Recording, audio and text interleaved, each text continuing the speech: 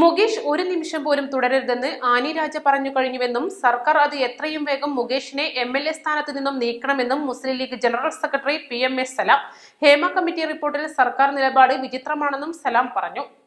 ഇടതുമുന്നണിയിലെ ബഹുമാനരായ നേതാക്കൾ തന്നെ പറഞ്ഞു കഴിഞ്ഞല്ലോ.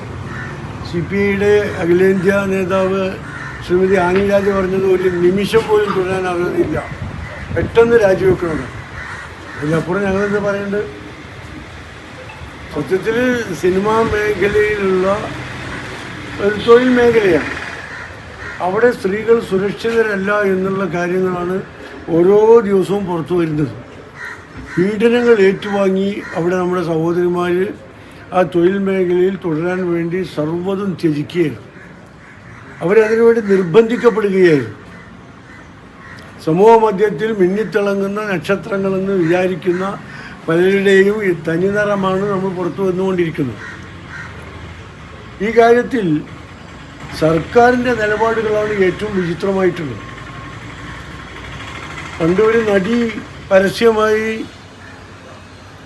പീഡിപ്പിക്കപ്പെട്ടതിനെ തുടർന്നാണ് ഗവൺമെൻറ് സിനിമാ മേഖലയിലെ പ്രശ്നങ്ങൾ പഠിക്കാൻ ഒരു കമ്മിറ്റിയെ വെച്ചത്. സത്യത്തിൽ റിട്ടയർഡ് ജസ്റ്റിസാണ് ഹേമ.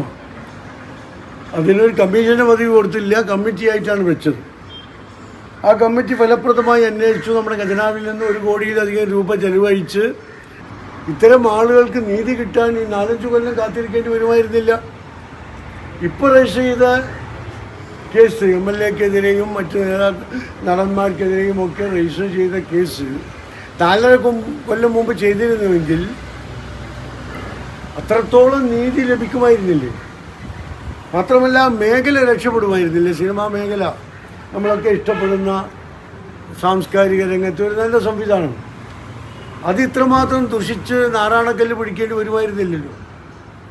ഓരോ ദിവസം കഴിയുന്നതോടും ആ മേഖല തകർന്നു പോവുകയാണ്, ദുഷിച്ചു പോവുകയാണ്. ആളുകളുടെ ഇപ്പോൾ കേരളീയ പൊതുസമൂഹത്തിൻ്റെ മാത്രമല്ല ഈ വാർത്ത അറിയുന്ന മുഴുവൻ മനുഷ്യരുടെയും ചിന്തയിൽ കേരളത്തിൻ്റെ സിനിമാ മേഖലയെക്കുറിച്ചുള്ള അഭിപ്രായം എന്താ? അപ്പോൾ ഇത് ഗവൺമെൻറ്റിൻ്റെ ഭാഗത്തു നിന്ന് അക്ഷന്തവ്യമായ കൃത്യവിലോപം ഉണ്ടായിട്ടുണ്ട് എന്നുള്ള കാര്യത്തിൽ ഒരു സംശയമില്ല. എന്തുകൊണ്ടാണ് ഗവൺമെൻറ് ഇത് പൂഴ്ത്തിവെച്ചത്? നിങ്ങൾ ആലോചിച്ച് നോക്കൂ. ഇത്തരം പരാമർശങ്ങൾ നടന്ന റിപ്പോർട്ട് കയ്യിലുണ്ടായിരിക്കുമ്പോഴാണ് ഇതിൽപ്പെട്ട ആളുകളെ ഗവൺമെൻറ് അവരുടെ പ്രതിനിധികളായി നിയമസഭയിലേക്കും പാർലമെൻറ്റിലേക്കും ഒക്കെ മത്സരിപ്പിക്കുന്നത്. ഗവൺമെൻറ് ഉണ്ടാക്കുന്ന സമിതികളിൽ അവരെ പ്രമുഖ അംഗങ്ങളാക്കുന്നത്, അതിൻ്റെ ചെയർമാൻ പദവിയൊക്കെ കൊടുത്തുകൊണ്ടിരിക്കുന്നത്. ഈ റിപ്പോർട്ട് കസേരക്കടിയിൽ വെച്ചുകൊണ്ടാണ് ഇവരെയൊക്കെ എടുത്ത് ചെയ്യുന്നത്.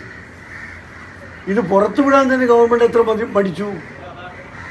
വിവരാവകാശ കമ്മീഷൻ ശക്തമായി ഇടപെട്ടതിൻ്റെ അടിസ്ഥാനത്തിൽ, അതിന് പുറമെ പിന്നെയും കോടതി വിധിയുടെ അടിസ്ഥാനത്തിലാണ്. അപ്പോൾ അതിന് പ്രതി ഗവൺമെൻറ് തന്നെയാണ്, പ്രത്യേകിച്ച് സാംസ്കാരിക വകുപ്പിൻ്റെ ചുമതലയുള്ള മന്ത്രി. അദ്ദേഹത്തിൻ്റെ അലംഭാവമാണ്, അല്ലെങ്കിൽ പ്രതികളോട് അദ്ദേഹം കാണിച്ച സഹകരണമാണ് 5 വർഷക്കാലം ഇത് അനിശ്ചിതമായി നീണ്ടുകൊണ്ട് വന്നത്. ഇനിയെങ്കിലും ഇപ്പോൾ കേസെടുക്കുന്നുണ്ട്, ബലാത്സംഗത്തിൽ കേസെടുക്കുന്നു, ജാമ്യമില്ലാത്ത കേസെടുക്കുന്നു, ഒക്കെ ശരിയാ. എറണാകുളത്ത് 6-7 കേസെടുത്തു, തിരുവനന്തപുരത്തൊരു കേസെടുത്തു, ഒക്കെ നടന്മാർ മാത്രമല്ല സാങ്കേതിക വിദഗ്ധരും സിനിമാ രംഗത്ത് പ്രവർത്തിക്കുന്ന ഫിഫ്കയുടെ അംഗങ്ങളടക്കമുള്ള പ്രസിഡന്റ് അടക്കമുള്ള സാങ്കേതിക വിദഗ്ധരൊക്കെ ഇത് പ്രതികളായിട്ടുണ്ട്. ഇതിലൊക്കെ ഏറ്റവും രസകരമായിട്ടുള്ളത് ഈ വാർത്തകളൊക്കെ പുറത്തു വരികയും നമ്മുടെ നടിമാർ പരസ്യമായി ഈ ആളുകളുടെ പേരിൽ ആരോപണം ഉന്നയിക്കുകയും ചെയ്യുമ്പോഴാണ് സിനിമയിലെ നയരൂപീകരണ സമിതി ഉണ്ടാക്കുന്നത്. ആ സമിതിയിൽ വെച്ച 2 ആളുകൾ ഇതിൽ ഏറ്റവും കൂടുതൽ ആരോപണം നേരിടുന്നവരാണ്.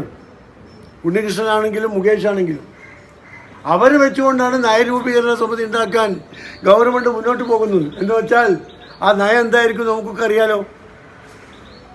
അവരുടെ നയങ്ങളാണ് സിനിമയിൽ പ്രാവർത്തികമാക്കാൻ പോകുന്നതെങ്കിൽ സിനിമ വ്യവസായത്തിന് വേറെ എന്തെങ്കിലും പേരിടലായിരിക്കും നന്നാകുക. പേര് ഞാൻ പറയുന്നില്ല.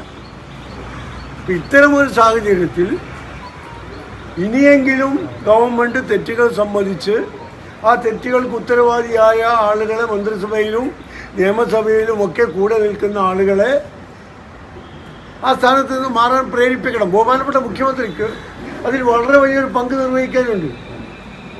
അദ്ദേഹമാണ് ചെയ്യേണ്ടത്. പ്രക്ഷോഭങ്ങൾക്കോ ശേഷം അതിന് ഭയപ്പെട്ടിട്ടോ വഴങ്ങിയിട്ടോ അല്ല ചെയ്യേണ്ടത്. സ്വന്തം മനസാക്ഷിക്കനുസരിച്ച് അത് ചെയ്യണം. അപ്പം അമ്മ രാജിവെച്ച് പോയി, നന്നായി. വളരെ വൈകിട്ടാണെങ്കിൽ നന്നായി. ഇത്തരം കാര്യങ്ങളൊക്കെ നടക്കുന്നതും ആരോപണങ്ങളും വന്നതൊക്കെ കുറേ കാലമായി നടന്നുകൊണ്ടിരിക്കുകയാണ്. അമ്മ എവിടെ ഇടപെട്ടത്?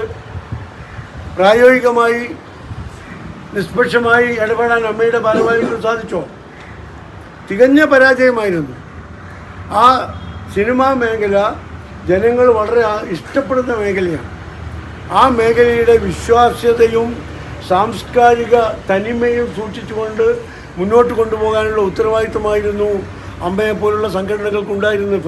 ഫെഫക്ക പോലുള്ള സാങ്കേതിക വിദഗ്ധരുടെ സംഘടനകൾക്കും. അവരൊന്നും അത് നിർവഹിച്ചില്ല.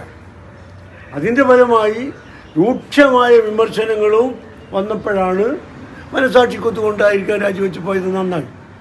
ഇനിയെങ്കിലും ഈ മേഖലയിൽ ഇത്തരം സംഭവങ്ങളില്ലാത്ത ഒരു തൊഴിൽ മേഖലയിലും നമ്മുടെ സഹോദരിമാർ ചൂഷണം ചെയ്യപ്പെടാൻ പാടില്ല.